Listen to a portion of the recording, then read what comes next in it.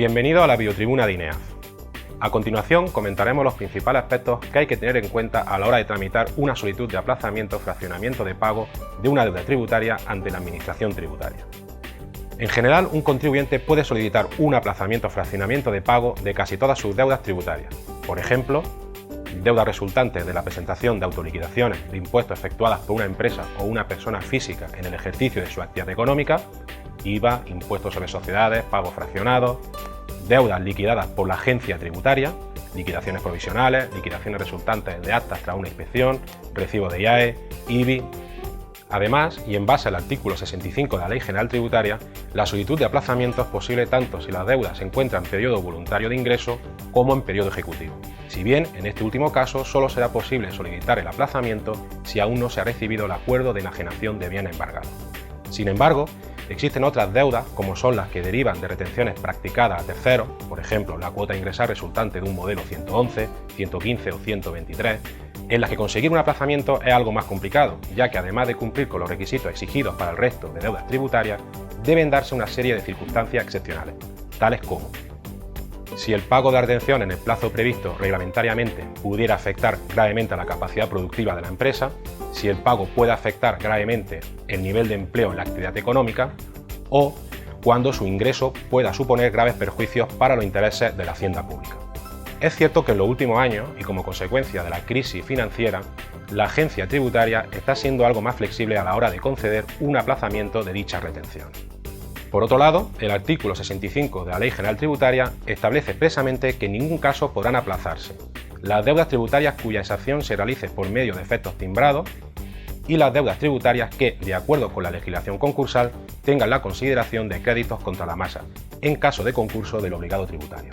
Para que la agencia tributaria admita una solicitud de aplazamiento, es preciso que la deuda a aplazar cumpla los siguientes requisitos.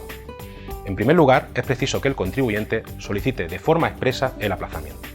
Y en segundo lugar, es preciso que el contribuyente esté atravesando dificultades económico-financieras que impidan de forma transitoria hacer frente a la deuda.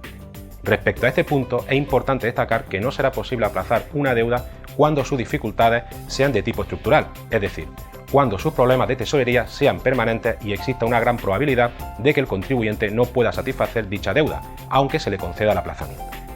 Hay que tener en cuenta que la normativa no determina cuáles son las circunstancias que se deben dar en el contribuyente para que se considere que sus dificultades financieras son temporales o estructurales. Es la agencia tributaria la que tiene la facultad para determinarlo. Ahora bien, esta discrecionalidad de la que disfruta la Administración a la hora de valorar las dificultades financieras del contribuyente no significa que no deba de justificarlo o motivarlo. Un contribuyente puede presentar una solicitud de aplazamiento de dos formas: por escrito o por Internet a través del servicio de sede electrónica de la página web de la agencia tributaria. En este último caso, hace falta disponer del certificado digital emitido por la Fábrica Nacional de Moneda y Timbre. Hay que tener en cuenta que, tratándose de autoliquidaciones a presentar por una persona jurídica, obligatoriamente la solicitud de aplazamiento deberá presentarse por el servicio telemático junto con el correspondiente modelo. Recordar también que con efecto desde el 1 de enero del 2014, los autónomos estarán obligados a presentar sus autoliquidaciones por Internet, lo que implica que también deba presentarse obligatoriamente por esta vía las solicitudes de aplazamiento de dichos modelos. La solicitud de aplazamiento deberá contener como mínimo los siguientes datos con arreglo al artículo 46 del Reglamento General de Recaudación. Identificación de la deuda cuyo aplazamiento se solicita, indicando al menos su importe, concepto y fecha de finalización del plazo de ingreso en periodo voluntario, causas que motivan la solicitud de aplazamiento,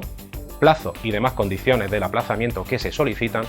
código de la cuenta corriente del banco en el que el contribuyente quiere que Hacienda le cargue el pago de la deuda aplazada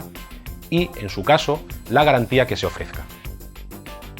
En caso de que la solicitud de aplazamiento esté incompleta, la agencia tributaria emitirá un requerimiento de datos que deberá ser contestado por el contribuyente en el plazo de 10 días hábiles a contar desde la fecha de su notificación,